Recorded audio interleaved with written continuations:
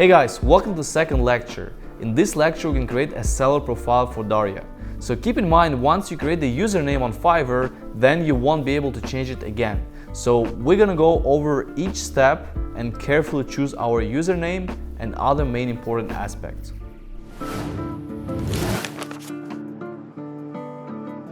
Alright Daria, are you ready to get started? Yes, I'm very So excited. we're gonna go today and create a seller profile. So you have some time to rethink about your potential username, which you're gonna use. Keep in mind that it's permanent. So you can use it only one time. one time you won't be able to change it. So when I create my Vasily17, I had no idea that it's gonna be just one time. So now I have to stick with it all the time. But I think it's fine. So we're gonna go on Fiverr, become a seller, and see which steps we need to take. Okay. Alright, so when you go on Fiverr, you can just become a seller, right? So it's gonna come up with this page. You can see some of the people from the community. You can see how it works in terms of the gig, some buyer stories as well, and some just like basic Q&A information. So we're gonna go and become a seller, and here is gonna ask you to create your, enter your email. So go ahead. Here, yes? Yes. Oh, wait, just let me click on it. Okay, go ahead. My main email. Yes, your main email. Okay. This could be changed later on. So let's go continue. Okay, your username. So This is very important right now. okay, so just go with your thinking. So remember that it's the other thing, for example, if you say that pro writer or pro translator, then you're putting yourself just to that category. So like if you say pro translator, then you'll be basically translator only. But obviously on Fiverr you can scale your skills as well and your services. So be something which describes you as more general. So for example, I don't know, writer, how you can come up with this, or editor. But I think I would like to see myself more as a writer. So can I add that to my username? just go ahead. Just let's. And should I use my main name or not? Yeah, it's. I should use the name Daria. It's good to use the main So can I use the name Daria Writer, for example? Let's try. Let's type. Let's see how it looks. Okay. It is available. All right. The password. So you can choose the password. Oh, it's a short password. Okay. 8 characters or longer, with uppercase and lowercase. So remember that one. Okay, I made a password. All right. Let's go. Join. Okay. So once you log into the Fiverr, obviously this has changed throughout years, and now they have some of the information where you need to learn, and the video as well. So we're not gonna go into that because we are here, and we're gonna exactly do the right thing. So we'll continue. It's useful. So if you don't know about Fiverr, so it's good that you spend time. I will look over that as well. I'll look over that as well. But this is the Fiverr. Right now they're all about authenticity. So they wanna put your picture, your face, not someone else, right? Because it's been happening a lot on the platform. So if you're, for example, trying to be, let's say, I actually found it's pretty common, like people from, let's say, even like Africa, Asia, right? So they think that they might not have the same equal number of orders as other people from other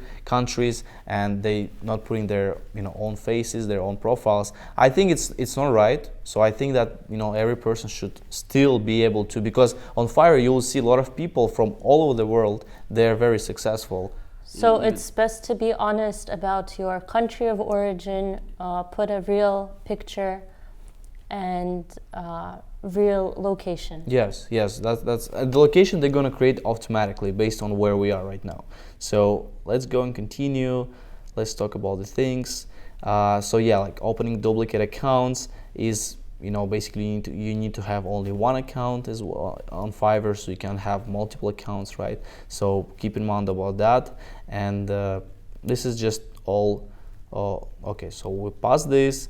So we now go into the seller. So here we have, actually it's nice because they have actually changed this from the, keep changing this, but this is all good information. So first name, last name.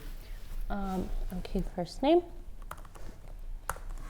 Will I be able to change my name later, or is this? Yeah, you can change your name. Say if my last name ever changes. Okay. Okay.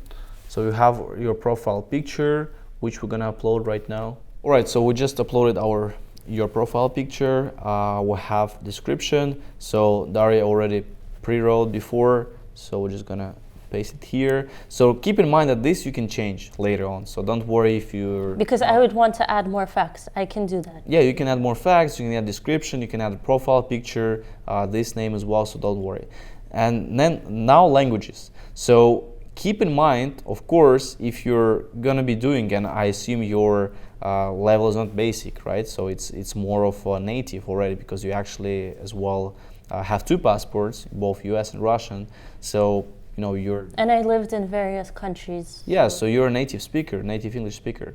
So let's put update.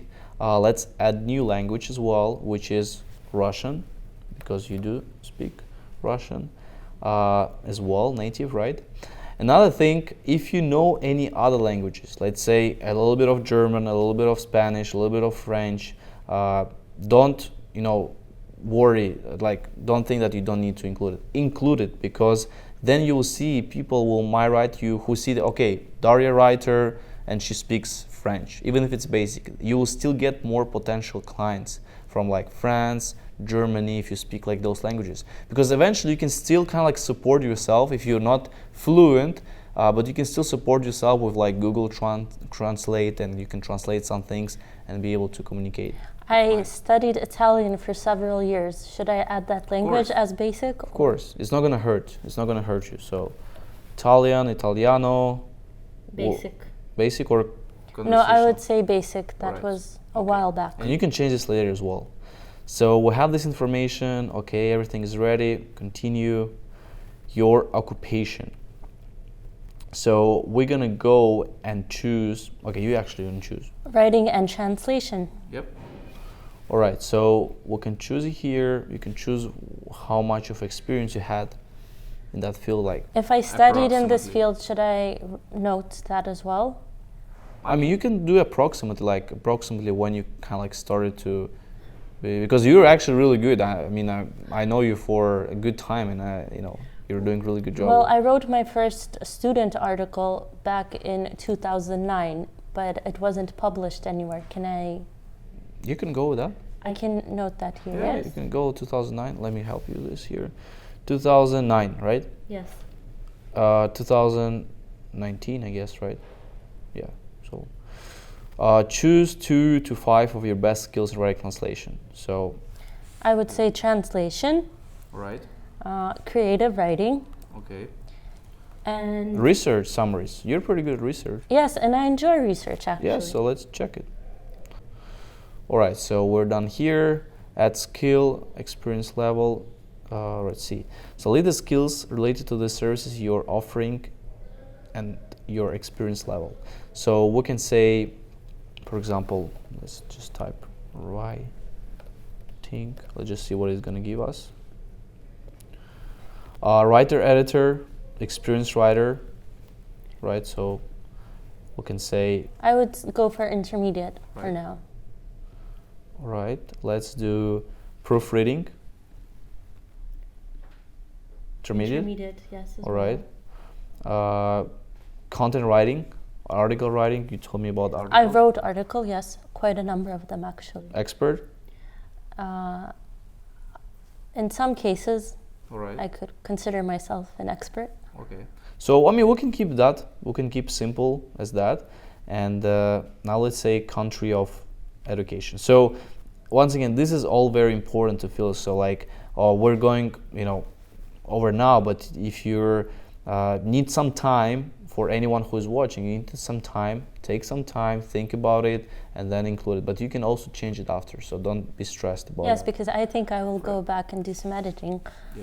But let's do country where you have studied. Where is Russia? Oh. Go quickly. Yes, please.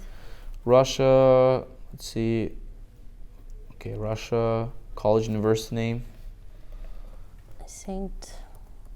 Petersburg State University. Oh, it's here. Yes. Nice. Title? What was the degree? Master of Arts, though, I believe. Master of Arts, okay. Yes. Music. They don't have my major. You can edit as well. Yes. All right, so perfect. Any certifications? This is, by the way, you can change it later, so we can keep it maybe at the beginning just like this, and we can continue with that. Yes, I'll. Okay, your social edit presence. later. We can actually also edit later, I do believe. Yes. Email, not verified, so we need to verify the email. Phone number, we'll never share your phone number, but needs to be verified. All right, let's continue and create our first gig. All right, so minimum completion of 70% is required to continue. Sell profile, connect your social networks, confirm your email, confirm your phone number, provide your certifications, and add your personal websites. So let's go, and because obviously you have to do it on your own, so go ahead and confirm your email, social networks, and then we'll get back and see what Fiverr is going to give us after we do that. All right, so Daria confirmed her email, phone number, and we have linked, she has linked her Google account there as well. So we're gonna click finish. Now that your profile is complete, you can get the exciting stuff, creating your first gig. Forgot something, you can always go back and edit your profile. So keep in mind, you can always go back afterwards. So now we're actually into the first gig. So in the next lecture, we're gonna go over that and we're gonna create the first gig, because there's a lot of things that take place there. And we're gonna carefully go, and I'm gonna show you as well how we can select the right category, how we can use the search tags, because this is also very important, and other things as well. Now I have a profile on Fiverr that makes me feel really excited about all the things I will be able to do with it. And I filled out all the information almost. I confirmed my account. And is there something else I must consider before I proceed to creating my first gig? So there's actually one thing as well. Fiverr, they have, if you see it right here, Fiverr launched their Learn program, and you can actually go and check out, because they have some of the courses there. So for example, if you need to update your skills, your knowledge, you can always go there and find more relevant information, like if you kind of like need some help as well from there. But for us, we're all done for our lecture. We have our profile, and now we're going to create our first gig based on what we have information and based on your expertise as well. Thank you guys so much for watching this lecture. Please make sure you stay active in the group to make sure you can help others and learn from others. You can also ask questions me directly, and I'll be happy to answer you. If you want to reach me, you can also go to Instagram and send me direct message. I'll be able to respond to you very quickly. Please make sure to watch YouTube videos as well. This will help you as well get more information. So if anything, I'm always here and always happy to help you.